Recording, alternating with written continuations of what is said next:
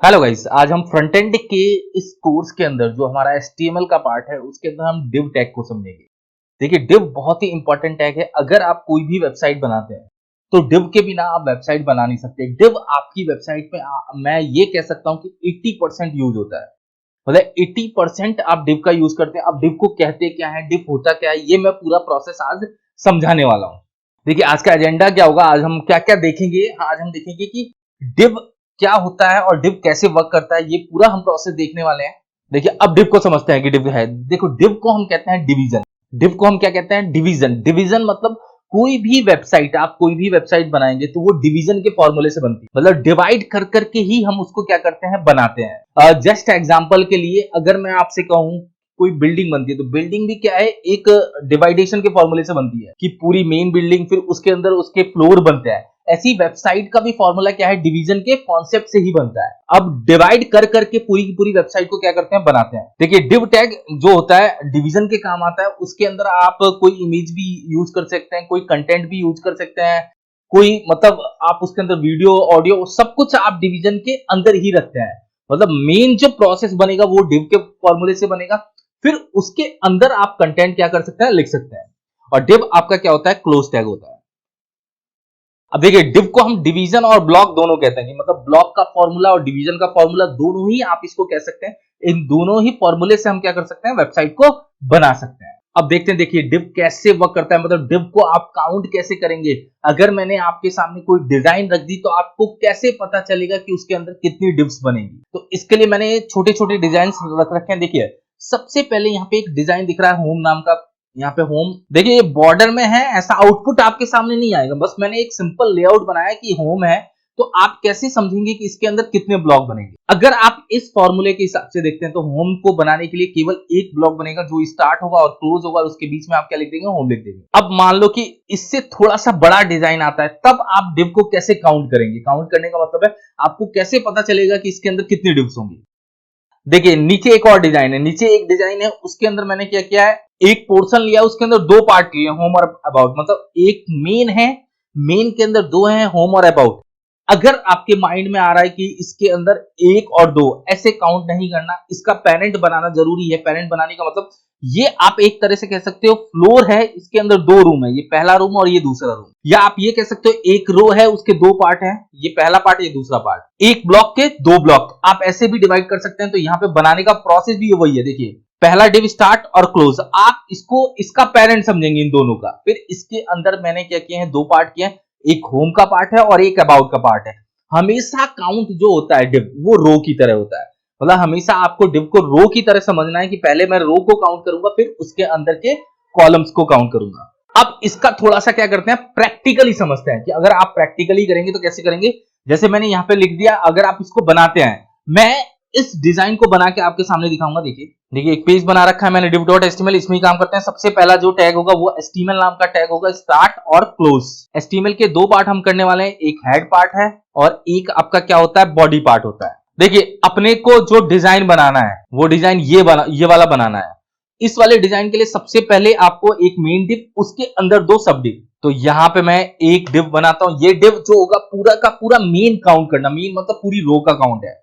फिर इसके दो पार्ट हैं, यहाँ पे मैं डिव बना देता हूं। मतलब यहाँ पे मैं लिख देता हूं होम, और यहाँ पे मैं डिव बना के अबाउट लिख देता हूं। देखिए, डिव को डिवाइड करना बता रहा हूं मैं, डिजाइन करना नहीं है। आप ये सोचते हैं कि मैं डिव बना दूंगा और डिव बनाने के बाद आपका आउटपुट वैसा दिखेगा, नहीं। डिव जो अभी अपना आउटपुट देगा वो देगा रो की तरह, क्योंकि डिव जब तक आप इसके अंदर सीएसएस का कॉन्सेप्ट यूज नहीं करेंगे तब तक ये डिजाइन नहीं हो सकता।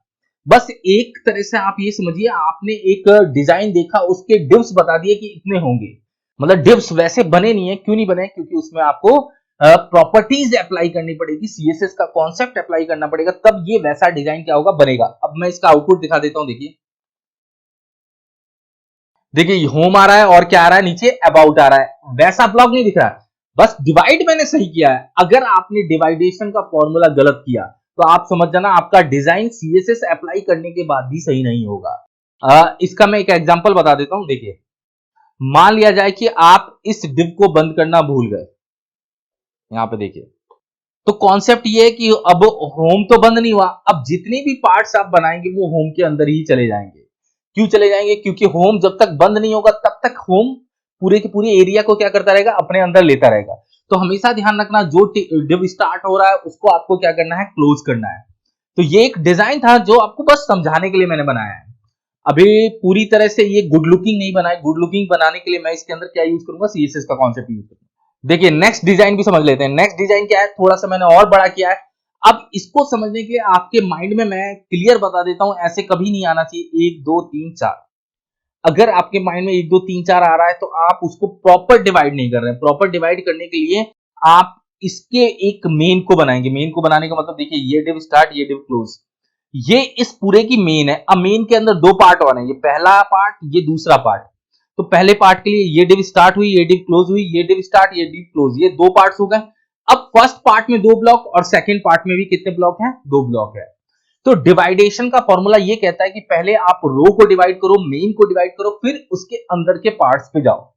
अगर मैं आपसे पूछूं सामने से कि इसके अंदर टोटल कितनी डिव है, तो आप 1 2 3 4 काउंट नहीं करेंगे। सबसे पहले आप यही कहेंगे कि इसके अंदर एक मेन डिव है। फिर मैं पूछूंगा कि मेन डिव के अंदर कितनी डिव है, तो मेन डिव के अंदर दो रो वाली डिव्स हैं। दो रो वाले क्या है? ब्लॉक है। फर्स्ट रो में दो कॉलम वाले ब्लॉक हैं और सेकंड रो में भी दो कॉलम वाले ब्लॉक हैं। ऐसे मैं इसको क्या कर सकता हूं? डिवाइड कर सकता हूं। अब मैं इसको भी बना के दिखा देता हूं आपको। यहीं पे मैं इसको सेव कर देता हूं, div1.html। देखिए एचटीएमएल टैग स्टार्ट होगा। एचटीएमएल टैग आप यहां पे क्या कर देंगे? क्लोज कर देंगे। Head tag start, head tag close. Title यहां पे मैं डिव लिख देता हूं, यहां भी टाइटल लिख देता हूं। यहां पे मैंने टाइटल लिखा नहीं है। टाइटल आप यहां पे भी लिख देंगे, जो भी आपको लिखना है। मैं यहां भी डिव लिख देता हूं। मतलब एक्चुअल में हम काम कहां पे कर रहे हैं? पूरा का पूरा बॉडी के अंदर जो डिवीजन का कॉन्सेप्ट बना रहे हैं वो कहां पे बनाएंगे? बॉडी के अंदर। बॉडी के अंदर जाते हैं। देखिए सबसे पहले एक मेन डिव, मैं आपको क्लियर बता रहा हूं, ये जो डिव बनाई है ये पूरे के लिए, इस पूरे के लिए। अब आते हैं इसके अंदर एक और डिव। ये जो डिव बनाई है मैं आपको क्लियर बता देता हूं, ये है रो के लिए, इसके लिए। अब इसके दो पार्ट हैं। दो पार्ट कौन कौन से? यहां पे डिव बनेगी, यहां पे आएगा होम, और यहां पे एक और डिव बनेगी और यहां पे आएगा अबाउट। ये फर्स्ट रो कंप्लीट है आपकी। यहां से आप क्या करेंगे? सेकंड रो स्टार्ट करेंगे। ये जो डिव बनाई है ये मैं आपको बता देता हूं, ये है इस वाले के लिए। अब इसके दो पार्ट हैं। यहां पे div start course, div start, और यहां पे क्या है? गैलरी। इसका आउटपुट अभी रो की तरह ही आएगा। रो की तरह आने का मतलब होम, अबाउट, कोर्स, गैलरी, मतलब एक एक रो में आने चालू हो जाएंगे। जब तक आप सीएसएस का कॉन्सेप्ट यूज नहीं करेंगे तब तक डिव आपकी डिजाइन नहीं हो सकती। अभी मैंने डिव को केवल डिवाइड करना बताया कि डिवाइड कैसे करोगे आप। कोई भी डिजाइन देख के, मान लो कि आपके पास बड़ा सा बड़ा डिजाइन आ जाए तो आपको डिव का डिवाइडेशन क्लियर होना चाहिए। तो मैं एक क्या करूंगा, आपके सामने एक डिजाइन बना के उसको थोड़ा डिवाइड करके और दिखाऊंगा, जब मैं सीएसएस का कॉन्सेप्ट क्या करूंगा? यूज करूंगा। क्योंकि अभी के कॉन्सेप्ट में मैंने ये बताया कि आपका फॉर्मूला कैसे काम करेगा, कि डिव आप कैसे समझेंगे, कि डिव होता क्या है, डिवीजन होता है, ब्लॉक होता है, उसको हम कैसे काउंट करते हैं, ये पूरा हमने प्रोसेस अभी हमने देखा है। देखिए मैं इसका आउटपुट दिखा देता हूं। आउटपुट नहीं आ रहा है, देखिए।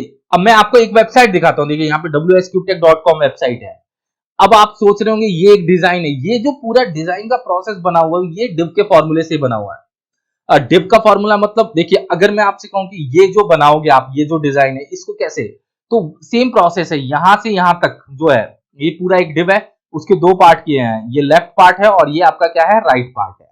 तो लेफ्ट के अंदर ये बनाया है और राइट के अंदर ये बनाया है। तो ब्लॉक का फॉर्मूला ऐसे ही है। मैं आपके सामने अभी तो लाइन खींच के बता रहा हूं कि ये एक ब्लॉक है, ये एक ब्लॉक है। अगर आपके सामने कोई वेबसाइट आ जाती है तो आप आराम से डिवाइड कर सकते हैं कि उसके अंदर कितने ब्लॉक्स बनेंगे। वो सारा हम धीरे धीरे क्या करेंगे? सीखेंगे, जिससे आप ऐसी गुड लुकिंग वेबसाइट क्या कर सके? बना सकें। तो मेनली ध्यान रखिएगा, डिव पे आपको पूरा का पूरा फोकस करना है। डिव, क्योंकि आपकी वेबसाइट में 80% क्या यूज होने वाला है? डिव का कॉन्सेप्ट यूज होने वाला है।